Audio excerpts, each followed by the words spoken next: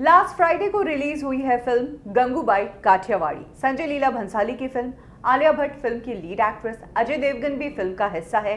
बेहतरीन कलाकारों ने काम किया है। सीमा पावा, जिम साब और विजय राज जैसे एक्टर्स इस फिल्म में काम कर रहे हैं। सब्जेक्ट कंट्रोवर्शियल, उसके बावजूद इस फिल्म के जो 3 दिन के कलेक्शंस आए हैं उसे देखकर साफ पता लगता है कि फिल्म से जो उम्मीदें थी, ये फिल्म उन उम्मीदों पर खरी नहीं उतर पाई है। और इसके पीछे एक नहीं, 2 नहीं, बल्कि पूरे 5 कारण हैं। फर्स्ट रीजन, संजय लीला भंसाली की फिल्मों में सब कुछ होता है और सबसे ज्यादा सुपरहिट होते हैं उनकी फिल्मों के गाने। इनफैक्ट संजय लीला भंसाली की डेब्यू फिल्म की बात करें तो आज तक वो फिल्म अपने म्यूजिक के लिए जानी जाती है, खामोशी। इसके बाद चाहे निम्बूड़ा निम्बूड़ा हो, ढोली तारो हो, रामलीला के सॉन्ग हो, पद्मावत के सॉन्ग्स हो या फिर बाजीराव मस्तानी के सॉन्ग हो, उनकी फिल्मों के गाने हमेशा चले हैं, क्रेज बना है और आज तक उन गानों को पसंद किया जाता है। गंगूबाई काठियावाड़ी में एक गाने को छोड़कर कोई भी ऐसा गाना नहीं है जिसकी रिकॉल वैल्यू हो, जो आपको याद रहे। और जो एक गाना है वो भी पिछले जितने भी गाने हैं उनमें से सबसे ठंडा गाना है, यानी कि ढोलीडा सॉन्ग। दूसरा कारण, ना कोई क्लाइमेक्स और ना ही कोई प्री क्लाइमेक्स। अब तक हमारी हिंदी फिल्मों में प्री क्लाइमेक्स जहां ऑडियंस को खुश करती है, वहीं अचानक से जो क्लाइमेक्स आता है उससे ऑडियंस एंड तक फिल्म देखती है। लेकिन इस फिल्म में ये चीजें मिसिंग थी। हम देखते हैं कि कैसे फिल्मों में फिल्म जब एंड की तरफ बढ़ती है तो हीरो की जीत होने लगती है, लेकिन अचानक से ऐसा इंसिडेंट होता है कि विलेन फिर से हावी हो जाता है और फिर से हीरो को फाइट मारनी पड़ती है। और ये फाइट सबसे बड़ी फाइट होती है जिसके बाद फिल्म एंड होती है। इस फिल्म में ना कोई प्री क्लाइमेक्स है, ना कोई क्लाइमेक्स है।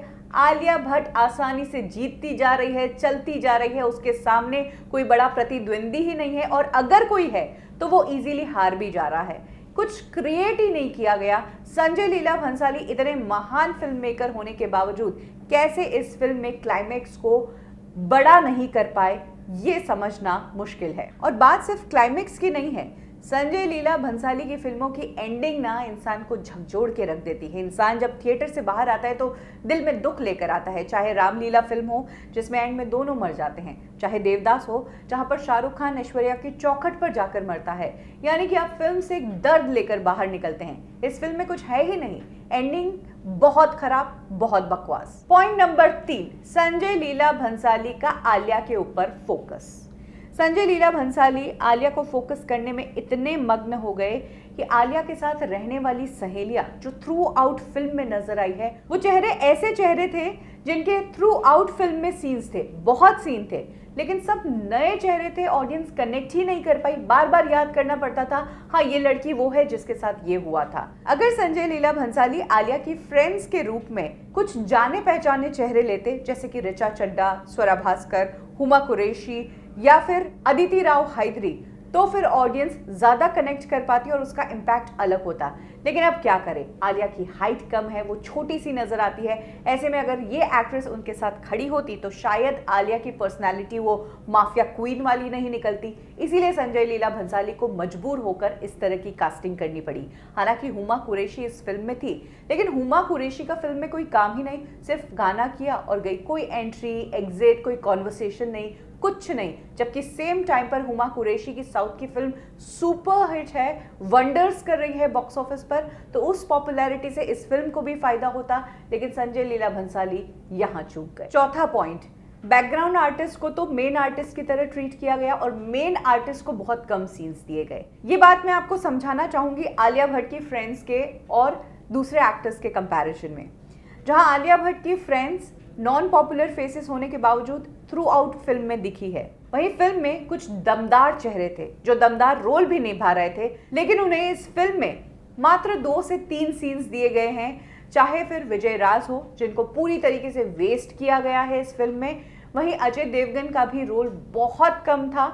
अगर फिल्म में इन 2 एक्टर्स के सीन्स को और बढ़ा दिया जाता, दोनों के 4-4 सीन्स और ज्यादा होते, तो फिल्म एक अलग लेवल पर बात कर रही होती। मगर ऐसा नहीं कर पाने के कारण ये फिल्म काफी फीकी लगी। पॉइंट नंबर 5, फिल्म का बजट। फिल्म गंगूबाई को 200 करोड़ के बजट से बनाया गया है। हो सकता है आने वाले टाइम में फिल्म को OTT पर बेचा जाए, सैटेलाइट राइट्स, म्यूजिक राइट्स, ये सारे राइट्स करके ये फिल्म 100 करोड़ क्रॉस कर भी लेगी। उसके बावजूद ये फिल्म फ्लॉप ही कहलाएगी क्योंकि इस फिल्म का बजट बहुत बड़ा है और बजट तो बड़ा होना ही था जब फिल्म के सेट पर 25 करोड़ खर्चे जा रहे हैं, जब एक ऐसे फालतू सीन जिसका कोई लेना देना ही नहीं है उसे फिल्म में इतनी देर तक चलाया जा रहा है और उस एक सीन पर इतना खर्चा किया जा रहा है जब आलिया भट्ट माला पहनकर व्हाइट साड़ी में हाथ जोड़कर एक गाड़ी पर चल रही होती है और उसके ऊपर कागज बरसाए जाते हैं। उस सीन को फिल्म में बहुत लंबा खींचा गया है और उस सीन को ग्रैंड बनाया गया है। ऐसे न जाने कितने ही और सीन्स थे फिल्म में जिन पर हद से ज्यादा पैसा खर्चा गया।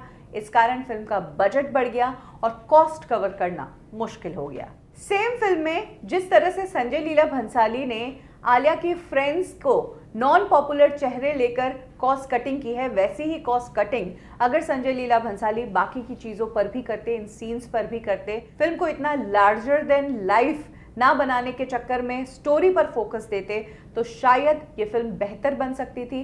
60 करोड़ में बनाते, लेकिन इन चीजों को अगर ध्यान में रखा जाता तो इस फिल्म को ब्लॉकबस्टर होने से कोई नहीं रोक सकता था, क्योंकि ये कहानी बड़ी दमदार है। तो ये थे वो 5 पॉइंट जो हमें लगते हैं कि गंगूबाई काठियावाड़ी को ब्लॉकबस्टर बनाने से रोकते हैं।